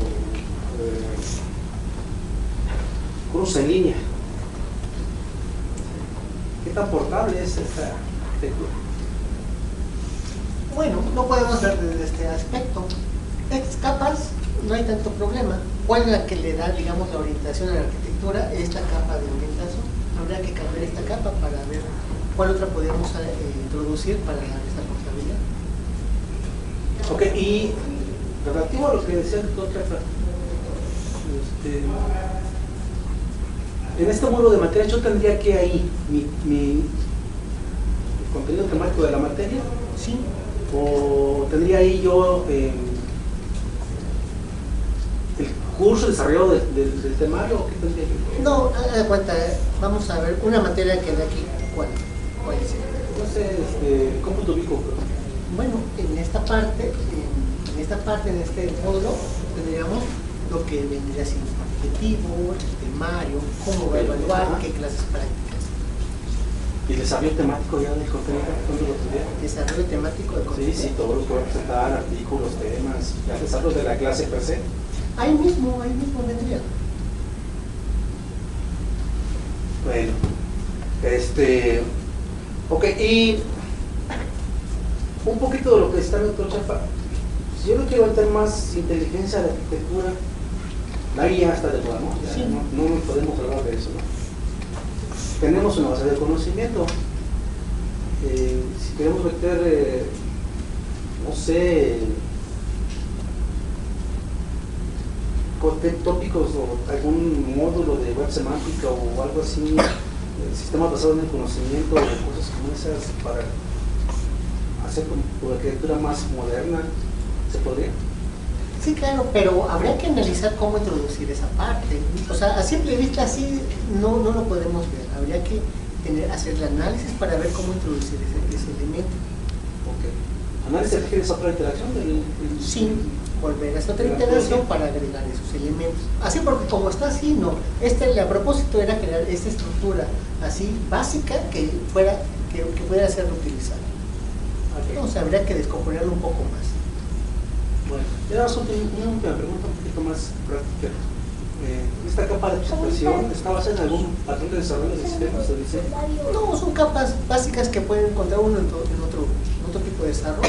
Son capas así, que esta no tiene gran ciencia. Digamos que la que le daba el toque aquí importante era esta capa de orientación. Claro, claro. Ok, está bien. Bueno, por mi parte no hay preguntas. Quiero felicitarlo por el trabajo que hizo, sobre todo que al principio nos tocó la pandemia. Entonces, Sí, pues, notar un poquito de respuesta que tal vez te faltó dar a la doctora Eduardo. Los stakeholders fue difícil definirlos porque estábamos encerrados en pandemia. No podíamos estar interactuando con gente en ese momento. Entonces, hay que agarrar donde se ocurrió, ¿no? En este caso, los artículos. No sé si aquí hay más que alguna pregunta. ¿Alguien más?